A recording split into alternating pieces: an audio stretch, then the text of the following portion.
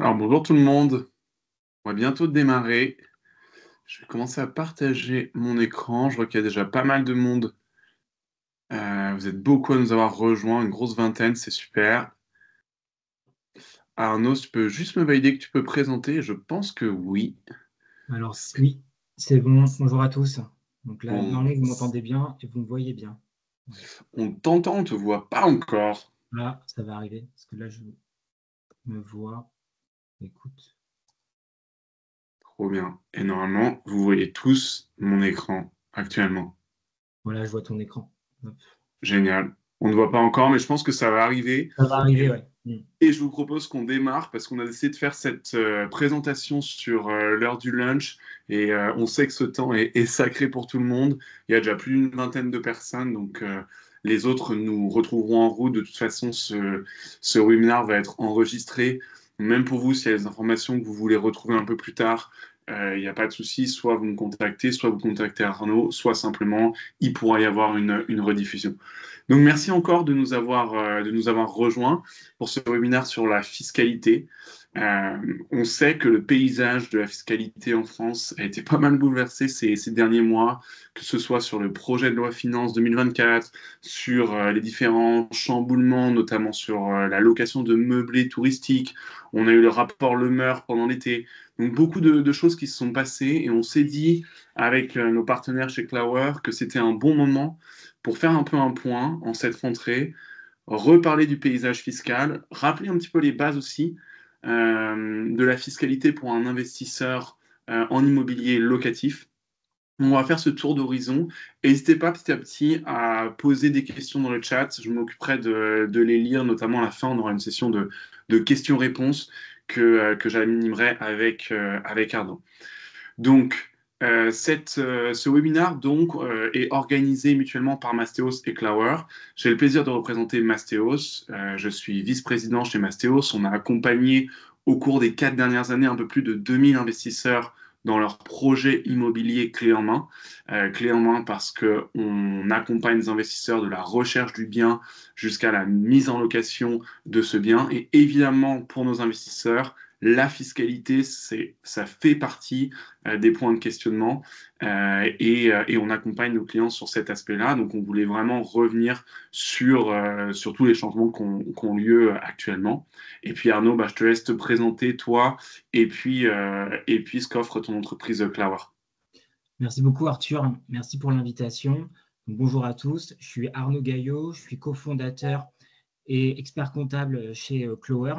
Donc, Clower, c'est une solution fiscale où on accompagne plus de 10 000 investisseurs bailleurs sur la comptabilité et la déclaration fiscale chaque année, avec une solution tech qui vous permet d'avoir une vision en temps réel de votre fiscalité. Donc, aujourd'hui, on va voir ensemble comment transformer la réforme de la fiscalité locative en opportunité en reprenant les fondamentaux de la fiscalité locative et également de vous donner quelques tips pour anticiper cette réforme. Moi, je vous propose de commencer par les fondamentaux de la fiscalité locative. Ce qu'il faut savoir, c'est qu'aujourd'hui, là, sur ce slide qu'on vous présente, les informations qui sont communiquées aujourd'hui sont mises à jour avec l'actualité, mais avec les remises en cause et euh, les prochains aspects gouvernementaux qui peuvent avoir lieu risquent d'impacter ces informations. Donc, toujours une grande vigilance sur la transmission de ces informations qu'on affiche aujourd'hui. Absolument. Ce qui est vrai aujourd'hui n'est pas forcément vrai demain, d'où l'importance de se tenir informé et de contacter vos spécialistes de l'investissement locatif ou de la fiscalité. Merci du rappel, Arnaud. Donc, pour démarrer, les fondamentaux de la fiscalité locative. Donc aujourd'hui, vous êtes souvent soit en phase d'acquisition, soit vous avez déjà un bien que vous mettez en location, soit vous avez déjà un bien et vous voulez faire grossir votre patrimoine. Donc, les différents cas qu'on va avoir, souvent, si vous êtes en location nue, en détention directe, donc c'est-à-dire que vous détenez vous-même le bien, vous allez être soumis à la fiscalité des revenus fonciers. Donc là, en tant que propriétaire, vous êtes souvent autonome et vous déclarez vous-même votre bien sur votre déclaration d'impôt sur le revenu chaque année. Si vous faites de la location meublée, là, généralement, vous êtes soumis donc aux revenus BIC, bénéfices industriels et commerciaux. Là, les propriétaires ont besoin d'être accompagné d'un comptable. Alors, ce n'est pas obligatoire, mais étant donné qu'il y a certaines complexités fiscales qu'on va voir par la suite, bah, c'est judicieux d'avoir un comptable. Et l'autre point, le dernier cas, c'est les revenus de location détenus en société. Donc là, en société, c'est lorsque vous avez une SCI à l'IR, donc à l'impôt sur le revenu, ou en société. Donc là, vous êtes soumis aux revenus fonciers en SCI à l'IR et vous allez être soumis en SCI à l'IS si vous faites de la location meublée. Ce qu'il faut savoir, c'est que dès que vous commencez à faire la location meublée, que ça représente plus de 10% de votre chiffre d'affaires, vous allez être soumis obligatoirement à l'impôt sur les sociétés. Donc là, aujourd'hui, on va rester concentré sur les revenus de location meublés parce que c'est ce qui est principalement impacté par la réforme et remis en cause aujourd'hui par le gouvernement. Donc, on va se concentrer sur les revenus de location meublés, des revenus BIC. Donc, si on va sur la slide suivante, en revenus de location meublés, il y a deux grandes options fiscales. Il va y avoir le régime par abattement, donc forfaitaire, qu'on va appeler le régime micro-BIC, et le régime BIC réel. Par simplicité, la plupart des propriétaires vont opter par le régime micro-BIC parce que ça ne nécessite pas de l'IAS et de déclaration fiscale spécifique. Donc, sur ces revenus micro-BIC, vous avez en fonction, si vous êtes en location courte durée ou longue durée, vous allez avoir un abattement forfaitaire. Et ensuite, ce revenu fiscal sera imposé à votre tranche marginale d'imposition plus CSG-CRDS à 17,2%. Donc, là, vous risquez, donc c'est la solution qui va être la plus simple à mettre en place. En revanche, vous ne pouvez rien déduire. Alors que si vous optez pour le régime BIC réel, là, l'énorme avantage, c'est que vous pouvez déduire l'ensemble de vos charges plus déduire un amortissement. Donc, quand on parle de charges déductibles, qu'est-ce que c'est? Ça va être les frais d'agence lorsque vous avez acheté le bien. Ça va être les frais de notaire. Si vous faites des travaux, les frais de gestion ou de conciergerie si vous louez votre bien en location courte durée. Donc, les frais d'acquisition et frais de notaire, généralement, ça représente très vite entre 10 et 15% du prix d'acquisition. Donc, c'est des frais que vous allez pouvoir déduire dès la première année et qui vont permettre de générer un déficit reportable sur les années suivantes. Et le dernier point qui risque d'être remis en cause, mais qui aujourd'hui, en 2024, au moment auquel on se parle, ces amortissements sont encore déductibles, c'est l'amortissement calculé par votre comptable qui va vous permettre de venir déduire chaque année une quote-part du prix d'acquisition du bien et donc de venir réduire votre résultat fiscal. Donc aujourd'hui, l'intérêt de ce webinaire, c'est de challenger un peu l'ensemble des propriétaires sur quelle est l'option fiscale que vous utilisez parce que on se rend compte que 85-90% des propriétaires qui font de la location meublée utilisent le micro-BIC, alors qu'en venant simuler son régime au régime réel, donc BIC réel, on se rend compte que généralement une économie entre 500 à 2000 euros par an et par bien est possible en optant au BIC réel. Ouais, voilà, et si tu me permets, Arnaud, chez Mastéos, ça nous arrive assez fréquemment d'avoir des investisseurs qui nous contactent pour leur second investissement et qui se rendent compte qu'en fait, leur premier investissement était en micro-BIC et avec qui on peut faire une optimisation assez rapide et radicale finalement en passant sous le modèle réel.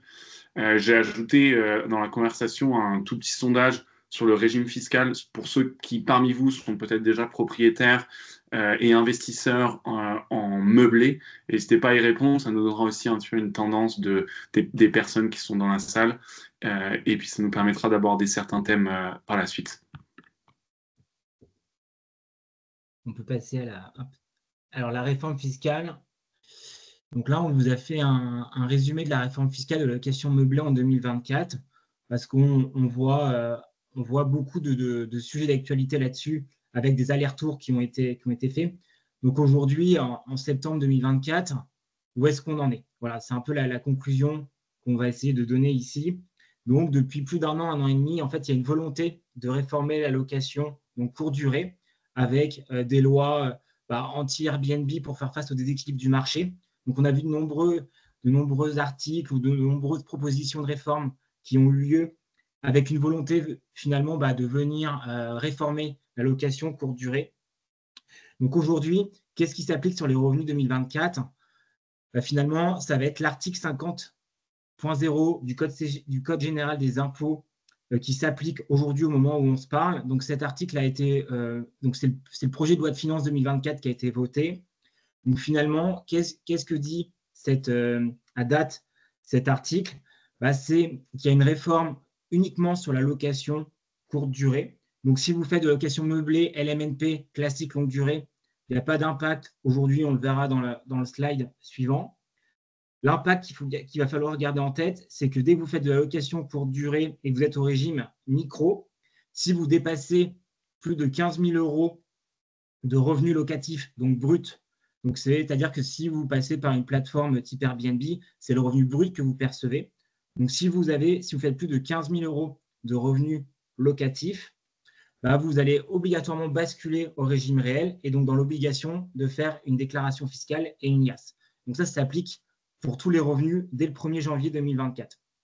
Voilà, aujourd'hui, on en est sur la grande réforme. Donc, il n'y a pas de remise en cause pour l'instant de la location meublée classique. C'est uniquement sur la location courte durée où on va avoir une réforme en termes d'abattement et en termes de seuil.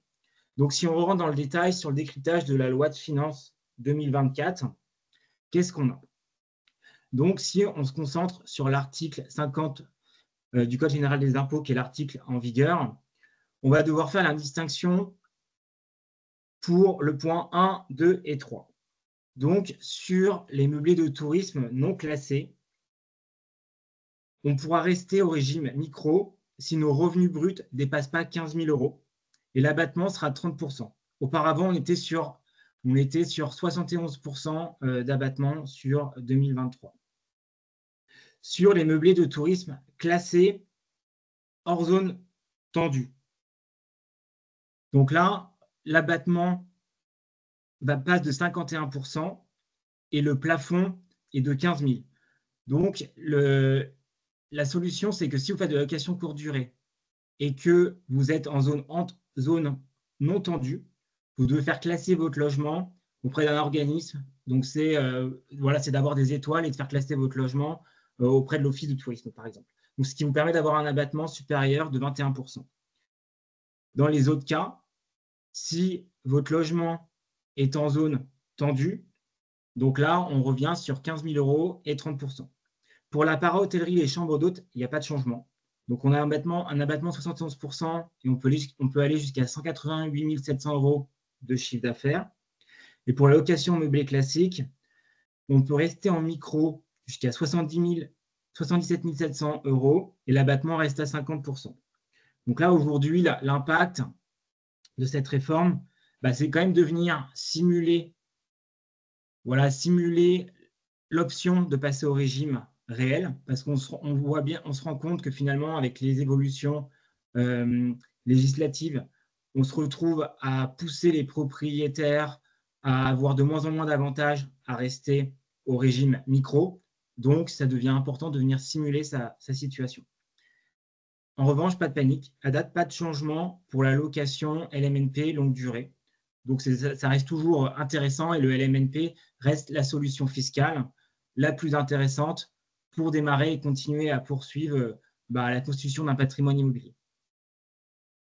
Voilà, Arthur, si tu veux mettre quelque chose en avant sur cette partie. Non, mais j'allais avoir la même conclusion, c'est-à-dire qu'aujourd'hui, malgré d'autres projets, d'autres rapports, on est sur un statu quo pour les personnes qui sont sur le statut de la LMNP longue durée, donc qui vont avoir des baux classiques, des baux mobilité, etc. Et puis que pour les personnes qui décident d'aller profiter des opportunités qu'offre la courte durée, c'est encore possible. Il y a juste des ajustements à faire, notamment en passant au réel. Et évidemment que ces réformes ont des impacts, mais qu'il y a encore des possibilités d'optimiser cela en choisissant le bon régime de déclaration fiscale. La deuxième partie des points à retenir de la réforme fiscale, ici, ça va concerner uniquement les propriétaires qui font de la location courte durée. Donc, on l'a vu, il y a une volonté de réduire l'abattement et les seuils pour la location courte durée au micro. Le deuxième point qui a été voté sur 2024, c'est que si vous faites de la location courte durée et que vous vendez votre bien en 2024, tous les amortissements que vous aurez déduits au régime réel seront réintégrés dans le calcul de la plus-value si vous faites de la location courte durée. Donc l'impact, en termes d'exemple, c'est que si, avant cette réforme, vous aviez acheté un bien 100 000 euros, que vous l'avez revendu 120 000 euros en 2024 et que vous aviez déduit 30 000 euros d'amortissement sur la durée de détention, avant la réforme, cet amortissement n'était pas réintégré dans le calcul de la plus-value. Vous aviez en moyenne un impôt de 5 816 euros. Et après la réforme en 2024, on vient réintégrer les amortissements utilisés, qui étaient 30 000 euros, ce qui vient générer un impôt de quasiment 14 500 euros, donc presque 3 fois plus qu'avant cette réforme. Donc voilà, donc c'est la réintégration des amortissements au calcul de plus-value qui vient vraiment changer aussi la donne. Donc, il existe des solutions. Les solutions, ça va être, si vous décidez de vendre le logement, ça peut être d'en refaire sa résidence principale pendant 1 an, de relouer le logement en location nue pendant 1 an, ou alors de transmettre le bien, donation, démembrement, ou d'apporter votre bien en une société à l'IS, par exemple, si vous voulez continuer à faire la location meublée. Donc aujourd'hui, il existe des solutions à anticiper pour faire face à cette réforme fiscale 2024. Et Arnaud, je me permets de te poser une question. On accompagne, nous, pas mal d'investisseurs qui passent de déficit foncier, donc de revenus fonciers, au statut LMNP. Ils doivent attendre 3 déclarations sans avoir imputé de déficit foncier à leurs revenus pour pouvoir passer sous le statut LMNP. Est-ce qu'il y a une règle similaire lorsque tu mentionnes notamment passer pendant 1 an au statut de location nue? Non. Alors, c'est exactement ça. Il faut attendre 3 ans pour basculer en LMNP sans perdre l'avantage du déficit. En revanche, non, parce qu'aujourd'hui, ce qui est concerné par la réforme, c'est uniquement la location meublée courte durée. Et donc, le fait d'avoir eu un déficit foncier, ça veut dire qu'on est en location nue, donc on n'est pas concerné par cette réforme à date. D'accord. Et il n'y a pas de réforme similaire de ce côté-là. Super. Non, en fait, ce qu'on retient, c'est qu'il y a une volonté en fait, du gouvernement de venir aligner la fiscalité du meublé sur la fiscalité du foncier et non l'inverse. Tout à fait. Les 3 autres points, voilà, on va les aborder très rapidement. Ça va être sur le DPE obligatoire pour les meublés touristiques. Il y a un plafonnement du nombre de jours de location meublée par les mairies qui est de 120 jours à 90 jours ou voire moins. Donc ça, c'est la mairie qui a le pouvoir de choisir ce nombre de jours. Et il y a un affichage obligatoire du changement d'usage dans les parties communes permettant la location courte durée dans les copropriétés. Donc voilà pour les grands points qu'on a actuellement sur la réforme 2024. Donc comment répondre aux attentes fiscales des investisseurs? Voilà, moi aujourd'hui, ce qu'on recommande et ce qu'on voit, c'est que beaucoup de propriétaires déclarés au régime micro pour des raisons de simplicité ou une méconnaissance des avantages du régime réel. Donc là, aujourd'hui, ce qui est de plus en plus pertinent et important, c'est de venir simuler sa situation et de challenger sa situation fiscale. Si vous êtes au régime micro-BIC, c'est de venir simuler sa situation par rapport au BIC réel. Et si vous êtes déjà en LMNP, donc BIC au BIC réel, c'est également de venir challenger ces situations si vous voulez continuer à faire grossir votre patrimoine immobilier, parce qu'on a aussi une question pour les seuils à respecter lorsque vous êtes au régime réel. On ne l'a pas évoqué ici, mais si vous faites plus de 23 000 euros de revenus locatifs au régime réel, en fonction de votre situation personnelle, vous avez un risque de basculer en loueur meublé professionnel et donc d'être soumis aux cotisations sociales. Donc, c'est vraiment important, peu importe votre situation, quand même de venir challenger votre situation pour anticiper la suite et pas se retrouver en 2025 à avoir des charges sociales ou à devoir faire une déclaration, une liasse fiscale dans l'urgence en 2025. Sachant, Arnaud, que ça, c'est à la fois quelque chose qui peut être fait au moment de faire un nouvel investissement et donc de se poser ces questions-là et réfléchir à quelle va être la bonne approche pour mon prochain achat, mais aussi dans une situation de statu quo, lorsqu'on a déjà un ou plusieurs investissements, de se dire est-ce que je dois revoir ma façon de déclarer mes revenus fonciers. Et donc voilà, il n'y a pas de timing, on peut se poser cette question à tout moment finalement, et on encourage les gens à le faire, particulièrement dans le contexte actuel. Exactement. Je vois qu'on a une question de Maud. Est-ce possible de mixer le régime micro et réel en fonction des biens détenus? Alors la réponse va être non. En fait, aujourd'hui, on doit le régime micro au régime réel se fait de façon globale. Et donc, si vous avez par exemple un premier bien au micro, que vous en achetez un deuxième et que vous venez par exemple dépasser les seuils, vous allez basculer au régime réel pour l'ensemble des biens. Donc, c'est vraiment une analyse totale, globale. Arnaud, par rapport à ça, est-ce qu'il y a un arbitrage à faire si tu détiens des biens en nom propre et d'autres en SCI, par exemple? Ah oui, oui. Alors, le premier arbitrage à faire, c'est que sur la SCI. Donc finalement, là, on va peut-être remettre un point sur la SCI à l'IR et la SCI à l'IS. Dès lors que vous Ouais. faites de location meublée, on est obligatoirement en SCI à l'IS. Donc le premier point à avoir en tête, c'est que si vous voulez basculer des biens meublés, vous serez forcément à l'impôt sur les sociétés. Donc c'est le premier point. Le deuxième, l'arbitrage, souvent, c'est qu'il n'existe pas de meilleur régime l'un que l'autre. Tout va dépendre vraiment de votre situation patrimoniale actuelle, savoir si c'est des biens que vous voulez conserver dans le temps, 5 ans, 10, 20 ans, ou de venir transmettre aussi à vos enfants.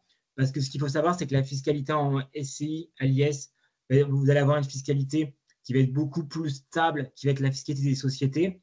Mais en revanche, la contrepartie, c'est que le jour, si vous voulez vendre le bien de la SCI et sortir le produit de la vente de la SCI, vous vous retrouvez imposé souvent à plus de 50% du prix de vente. Donc finalement, le vrai arbitrage, et c'est une question qui est difficile à répondre parce que les aspirations de chacun changent, c'est combien de temps je veux garder mon bien? Est-ce que c'est un bien que je veux transmettre?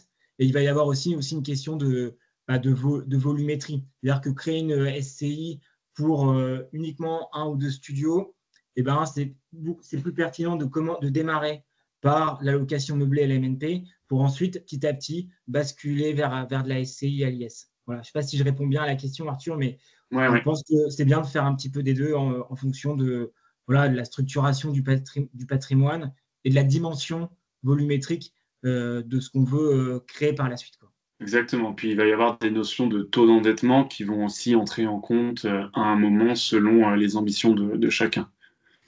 Tu vas avoir ça, et il y a aussi le fait de s'associer à plusieurs ou pas.